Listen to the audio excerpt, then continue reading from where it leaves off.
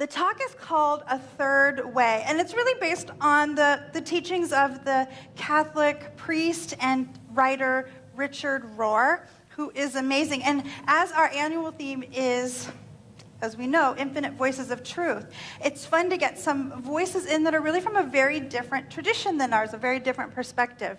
And he often writes about the desire to move beyond the polarities, beyond the extremities, into another way to interact that has more collaboration, more joining of consciousness.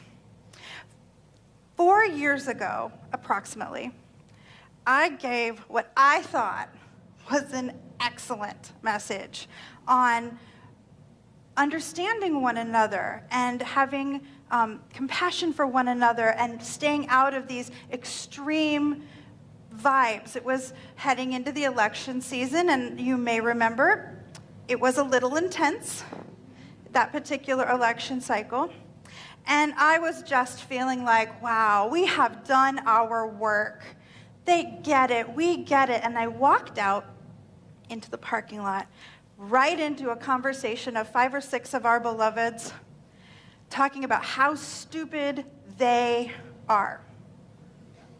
How they don't get it, and they're gonna ruin this country, and we're all going to hell in a handbasket because of those stupid people. Now, it doesn't matter what perspective that circle of people had or what perspective the stupid people had.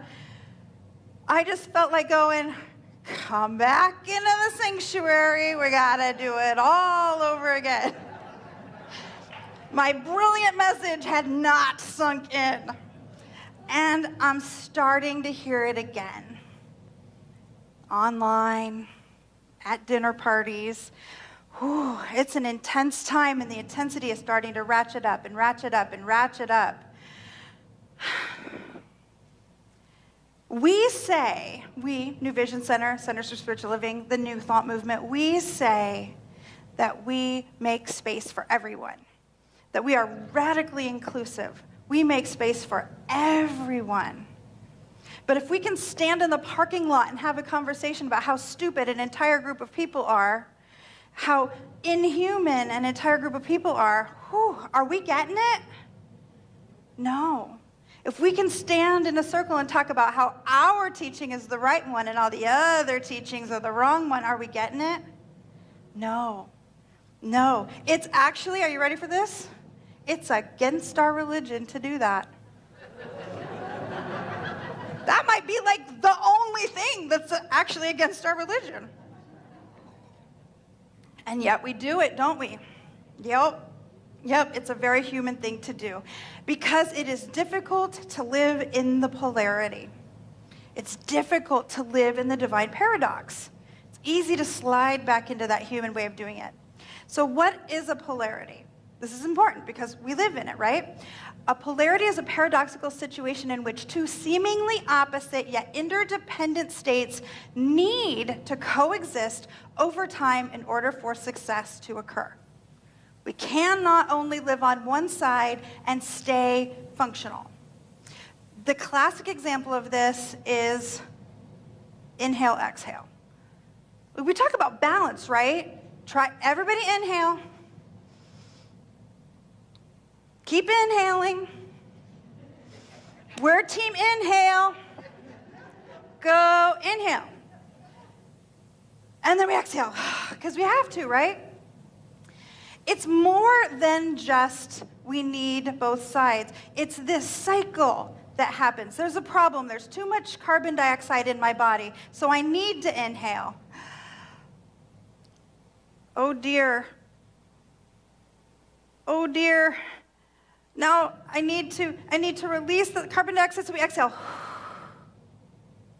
Oh no, now I need oxygen, so I inhale. Oh no, now there's too much carbon dioxide, so I exhale. It feels like inhale, exhale are opposite perspectives that cannot coexist. But we cannot stay alive unless we move through the cycle gently. And hopefully we are moving through it gently instead of ping-ponging from one side to the other like a pendulum swing, like we did with the inhaling and not wanting to exhale and only exhaling when we thought we were going to die. It's funny when we talk about breathing, right? Because we all know this.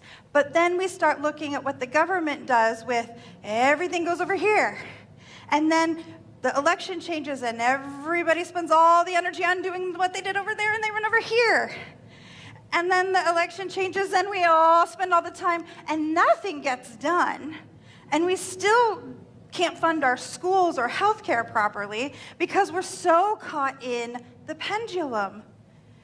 Because we think we can't have the values of this side and the values of this side in a place that lives together. But what if there's a third way? What if there is a different way to approach this? Now, I don't want to give the impression that either or thinking is bad. We need it. Our brain is designed to work this way. And sometimes you need either or thinking. When the house is on fire, you need to be able to decide conclusively, do I go get the fire retardant and try to put it out, or do I leave the house? And we need to decide quickly, which is why our brain is designed that way. It's important. We need it for society to function. We need to decide, are we going to pay for it, or are we going to steal it? Right? It's important. Either or thinking is important. And to think that it is bad is falling into the same thing. It's falling into the either or. The both and. Oh, we love a both and around here, don't we? Our teaching is literally built on it, the both and thinking. There's space for everyone. There's openness for everything. Let's stay in the conversation and let it steep and mine its richness. And nothing is ever going to get done or decided, but we'll have sparkling conversations and we'll all feel really good about it. And our leadership council meetings will go for hours and hours.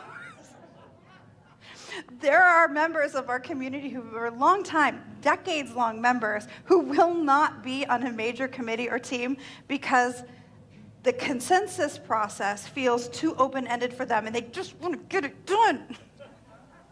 We need both. We need both. And we need to find a way to embrace them at the same time. In that openness place, Reverend Catherine McDowell is fond of saying, don't be so spiritual that you're of no earthly use. And I've found myself there. I think we all have a time or two. So how do we find a third way? How do we find a third way? First of all, we have to get past the resistance, and we resist. Oh, the white-knuckled grip. Holding on to what we think is right and true. In the book Navigating Polarities, which is a fantastic read if you're interested in these sorts of things, it's Brian Emerson and Kelly Lewis. They write this: when people who are attached to a perception bump up against others who hold the opposite perspective, they can get resistant and even recalcitrant as the things they value and therefore identify their identity are being threatened. Can you relate? They go on to say, the threat to the ego can trigger responses in the brain that drive people to protect themselves and in turn lower their willingness to be open and vulnerable to other ways of thinking and being. They might as well have said, the threat to the ego can drive people to protect themselves and stand in parking lots explaining how the people that see things the other way are stupid and maybe evil. And who has found themselves doing that? Right? One way or another, we fall into it because our brains are built in such a way that we think what I believe is right, therefore, anything that argues with it is wrong. The thing is, the path to no, not different than me, not open to it, not interested, not human beings, not good people. That path can never lead to a place of peace. It cannot. It inherently takes half of the population and makes them unworthy of the air we breathe. We're going to leave them in the exhale. They don't get the inhale part. And then we say, absolutely unironically, that New Vision Center is radically inclusive if you're like-minded.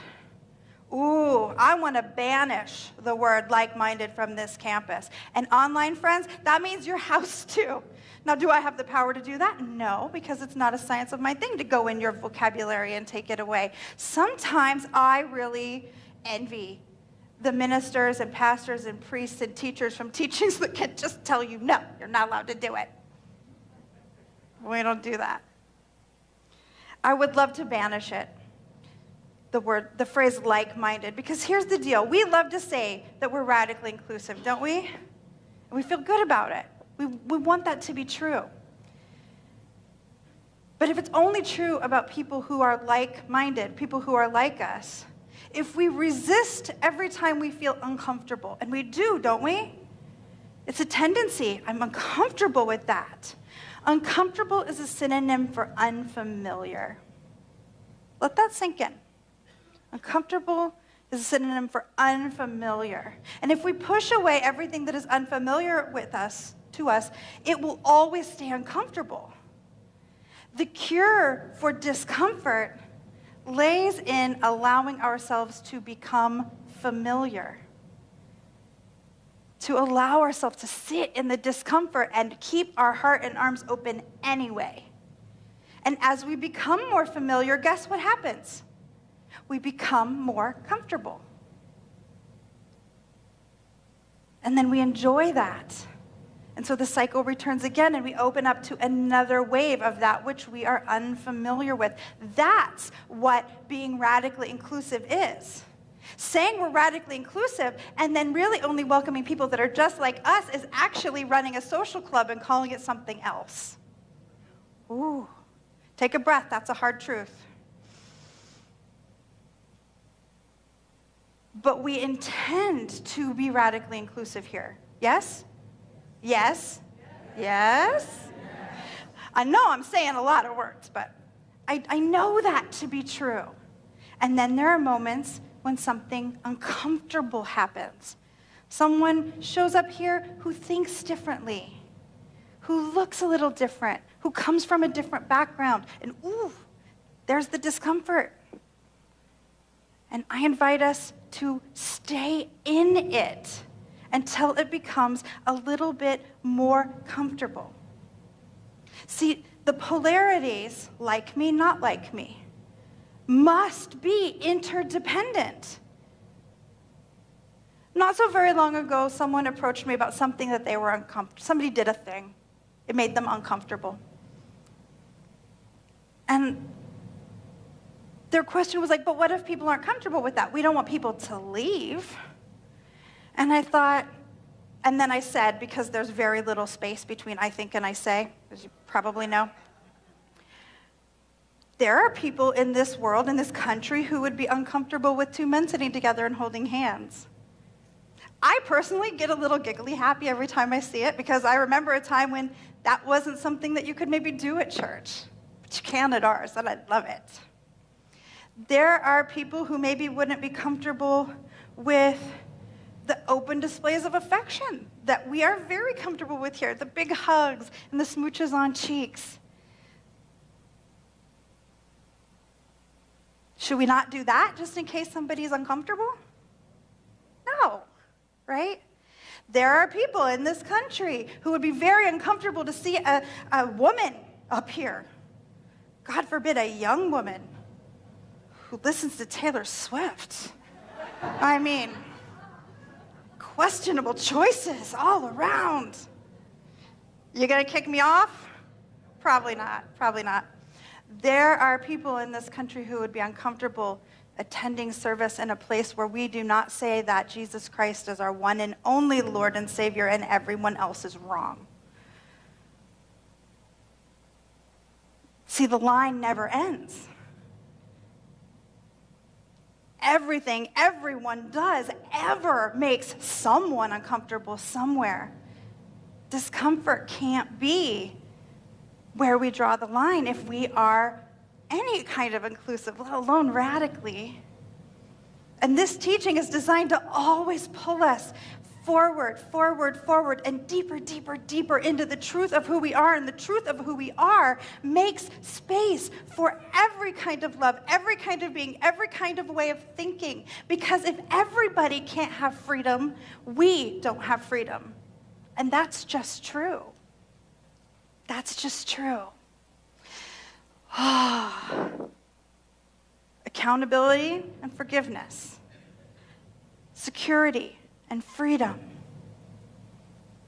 Conservative and generous. There are all of these seeming polarities, hold it in and let it out, that must live together in some form of balance, which is the spiritual quality we would call this, for all of us to thrive. In a stuck dispute, polarities are always the problem. We're struggling to let necessary independent polarities coexist.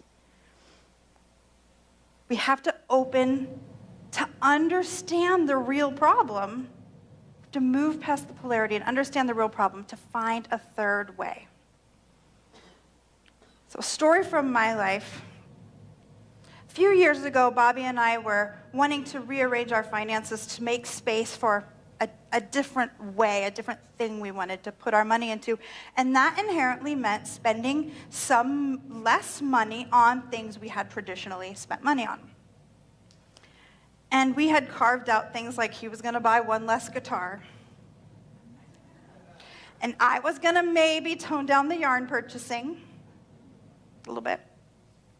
And we still kind of weren't where we needed to go. And we found ourselves in an absolute loggerhead over him saying we should get rid of the housekeeper. And me saying, and I quote, "I don't care if we have to sell every single thing we own and live in a pile of dirt, we will have a housekeeper." In a very mature way, I said that. And it just went and went and went. And I was to the point where I thought we were never going to find a solution until finally he was, and it's always him, guys, it's always him.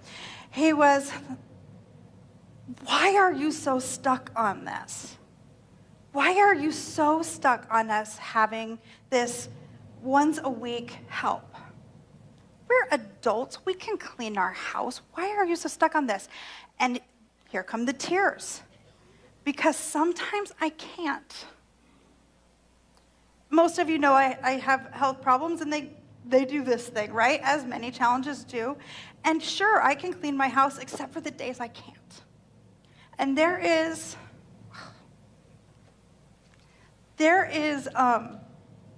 something so scary to me about sitting in a space that isn't working because I can't do it. And getting a housekeeper was my claiming my power that, okay, maybe I can't do it, but I can cause it to be done. Thank God for ministerial school for teaching me that phrase. Love it. Can cause it to be done. We got a housekeeper, and it really, really helped me. And when he realized that's what I was holding on to, not some sense of I deserve to get the luxury, but it was this other thing, something changed. And he said, "Well, what can you do that we pay someone else to do that doesn't feel so scary?" And I can weed a yard like nobody's business because I can sit and do it. And I actually like it. I like weeding. So we got rid of the gardener instead. And we could have stayed in that maid or no maid forever. But we found the third way. There is always a third way. So how can we, in our own minds, in our own hearts, in our own lives, open up to this idea of finding the third way? There are 3 thoughts that we can keep in mind that help us stay open to this possibility. The first one, more than one thing can be true at the same time. My truth is true, but that doesn't mean their truth isn't also true. More than one thing can be true at the same time, even if they seem opposite. We stay open to that idea. Second, I don't have to understand things to accept them. I do not have to be able to relate. I do not have to have that life experience. I do not have to agree with it. But I can accept that that's how they feel and that there's a reasonable reason for it that I may never know, but I don't need to know. I do not have to understand to accept. And 3, curiosity is a greater gift than getting my way. Because only through curiosity can we open up to ask that question that my husband so brilliantly asked. Why? Why is this so important to you? Help me understand. So this is the invitation this week and all through this ever-escalating election season. Explore these thoughts, these 3 thoughts that invite you to seek a third way. Do your very best when you catch yourself in this to do this. And so it is.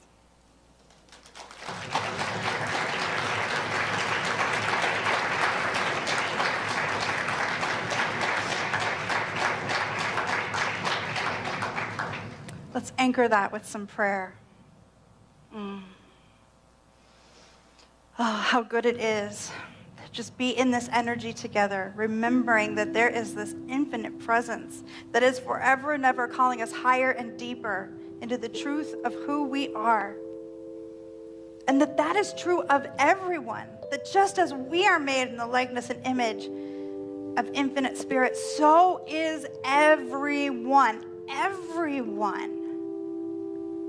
That just as we love our families, so does everyone. That just as we crave connection, so does everyone. Just as we desire security, so does everyone. Just as we call forth the good in our life, so does everyone. And Spirit is there for each and every sentient being.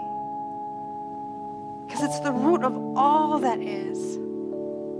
And so whatever is going on in each of our lives that brought us into this space today, seeking comfort or upliftment or love or an expansion of the good that already is, we know that that's already happening for each one of us and for everyone. That there is a third way, a place of love where every need can be met, and we open up to the divine wisdom that allows us to be a channel for that good.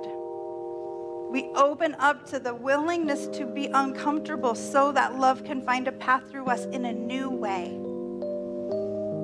How grateful I am in advance for all of the good that comes from this time we have shared together, that comes simply from our being on this planet. It is good and very good, and so it is.